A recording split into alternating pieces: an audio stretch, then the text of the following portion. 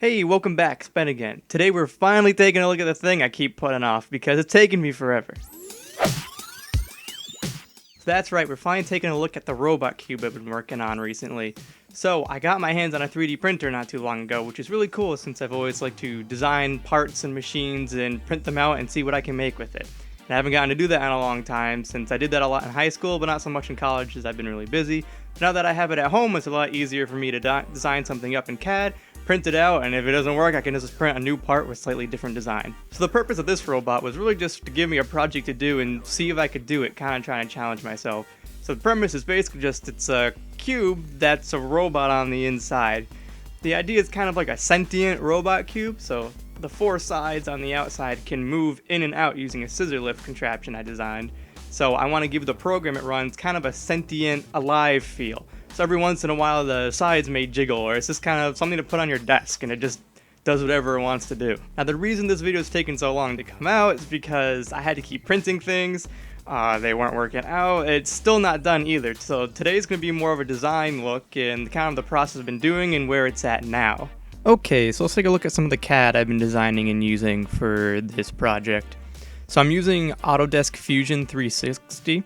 I'm still a bit new to this program myself. I used it a little while ago, but it's been a long time since I've used it, so I've been trying to get into it, and I really knew how to use it properly the first time around, so this has been a lot of learning curve for me too at the same time while designing this.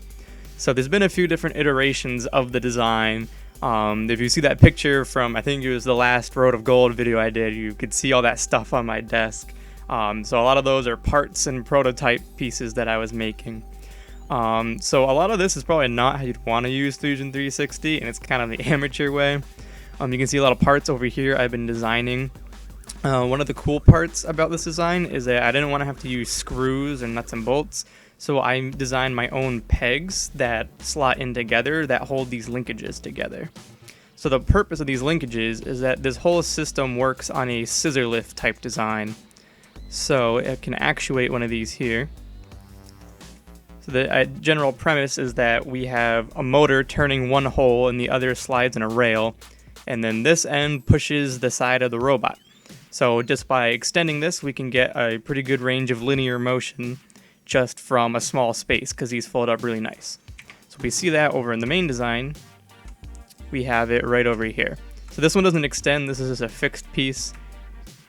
So this motor down here turns the bottom of these pegs, and then this linkage is free to slide up and down in this little slot right here, which is part of the base itself.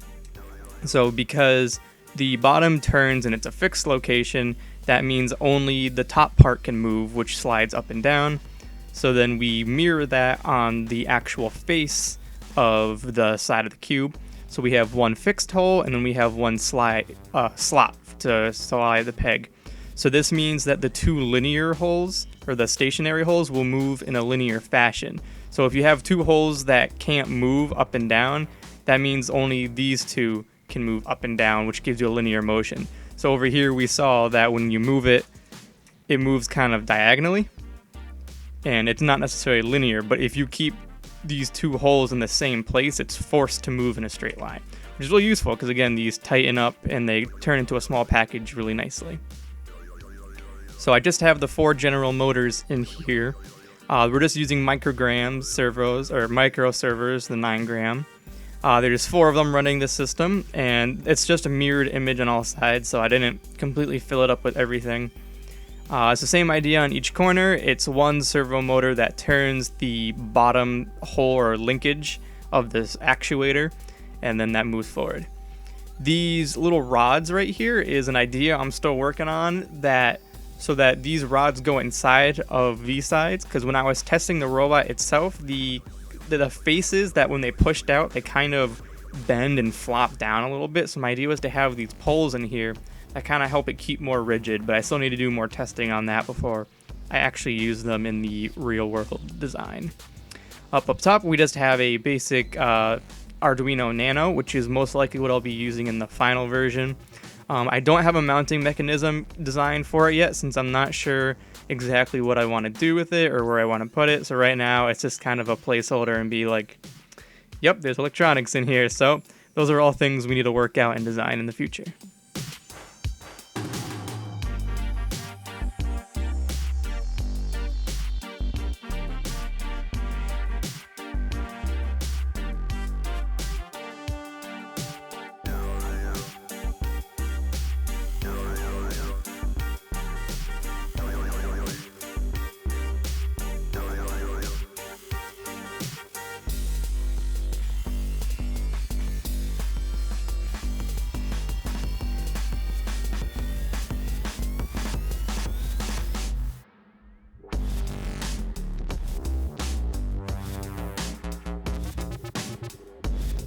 So now we can take a little bit more of an up-close look at the robot itself. So right now I'm using external Arduino Uno just because I have this nice kit that has a breadboard shield on top, so this makes wiring everything together a lot easier for the time being. Again, like I said, I will be using an Arduino Nano, which is a much smaller version of the Arduino that will be contained inside the cube itself.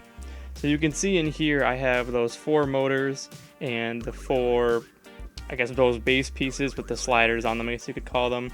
I got to work on cable management too and how I want to set that all up. I also didn't have something called perf board, which is something you would probably want to use for a system like this. What I have right here is a really janky system that you should probably not do. I had some header pins, and what I did, I just soldered the power and ground lines together to make a power bus. Because they don't fit in this breadboard, and it was just easy to make one big connector like this. So it works for the general purpose, but if you're ever making something like this, I recommend getting some perf board or a better solution, since this is not really what you would call good practice. So other than that, the 12 cables coming from the motors come into this little connector I made here. We have power and ground coming off of it here. The ground just got disconnected. So this power and ground feeds into the bus, which powers the rest of these motors here, and then these 4 cables coming off the top are the control power line, or control signal lines from the motors, I should say, and we just have that going into digital pins, I think 3 through 7, something like that. Other than that, the wiring's not too special. That's pretty much it. I'm working on programs right now to run the actual box. Only problem is I need a better external power source, since when I try to start it up, the motors start to spaz out and aren't too happy with it. So right now I have to unplug all the other motors if I only want one to work, or it's just kind of a mess. So I need to also get a new power source configuration inside. It's probably going to be a small LiPo of some sort, so one that runs the board and one that runs the motors. So I can show you how the board would work right now. So we have one side that extends like this. So you can kind of see the scissor lift design that I had in there. If you look closely, let's see if I can bring it closer. We have the scissor lift. So if you push it in and out, you can see that this bottom one stays stationary while the top one moves up and down in this slider. Now, given that these are 3D printed parts and I didn't use any metal to get these joints together, there's a lot of natural slack in it, which again is why I have these holes for the rods to go through. So hopefully we can figure that out at 1.2. The rods unfortunately can't be that long, or there's just not enough room for them, so that means the sides can only extend to a certain length. So all the sides do extend, and they work pretty well. So I'm actually pretty happy with how it came out. Again, it's really just designing the rest of it, figuring out the power sources and all that. I have to get a top for it. The top part is going to be another piece like this. But it's either the top or that inside frame you saw on the CAD will hold the Arduino and the rest of the parts in there. So I do plan on making a follow-up video to this series, so kind of a 2-parter, maybe 3 parts we get into it. So basically the rest of it is just going to be following up on the rest of the design, if I finish it, what it's going to look like, and kind of the functions and probably the program that time, since right now we just have the shell. So anyways, thank you so much for watching, and hopefully next week we'll be looking at this again, or another couple projects I have lined up. If you can, leave a like, it helps me a ton, and see you next time.